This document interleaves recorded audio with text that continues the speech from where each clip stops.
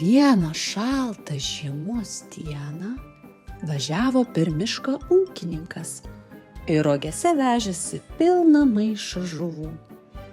Važiuoja žmogus, o iš paskos išalkusi laputė bėga.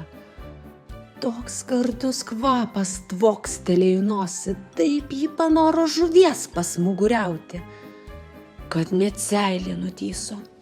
Bėga ir galvoja, kaip tų žuvų paragauti. Ir sugalvojo. Užbėgo lapė žmogui už akių, atsigulė skersai kelio, uodegą atmetė, kojas ištiesė, akis užmerkė, negyva ir tiek. Privažiavo ūkininkas, pažiūrėjo į gulinčią lapę ir sako, nors nepadėjau, bet radau, bus puikiai man kailinė kepurė. Pagriebė lapę už uodegos, įsimetė į roges ir važiuoja toliau. Neilgai gulėjo laputė, to jau praplėšė maišą.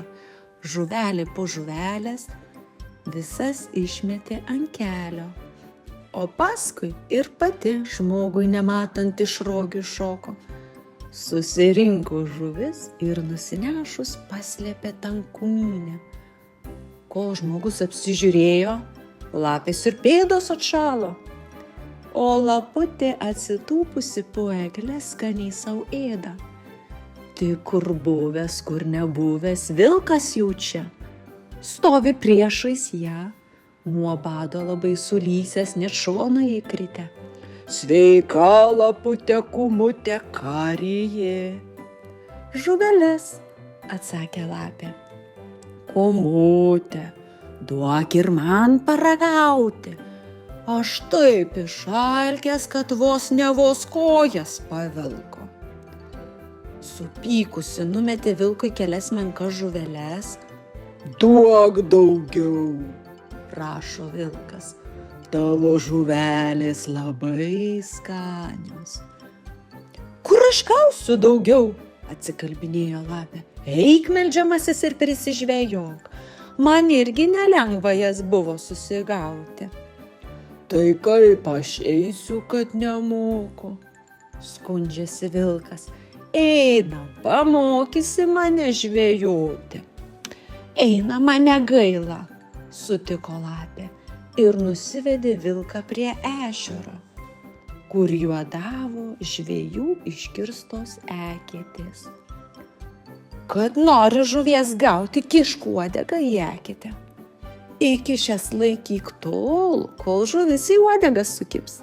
Tik neskubėk, nes pačias didžiausias išbaidysi. Vilkas įkišo uodegą eketėn ir laiko, bijodamas net pajudėti.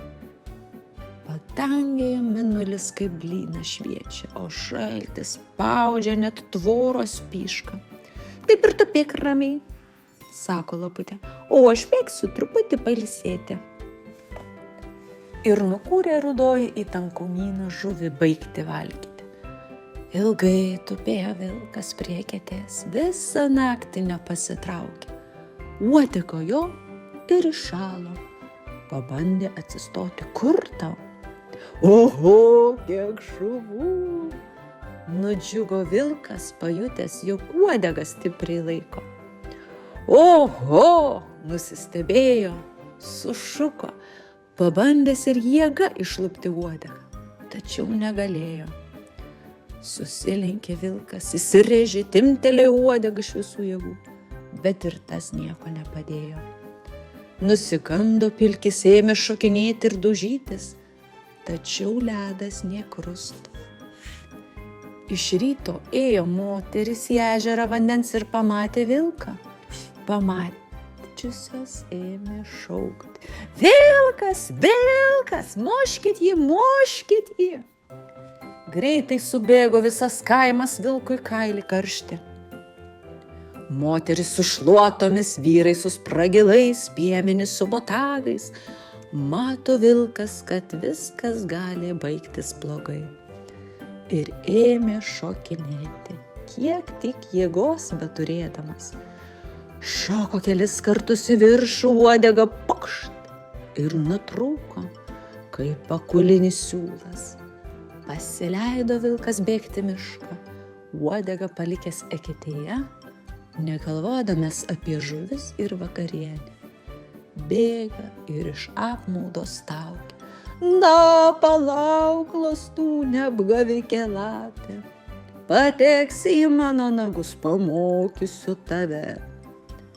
O lapė prie eglės tupėdama iš vilko žvejybos ilgai juokėsi.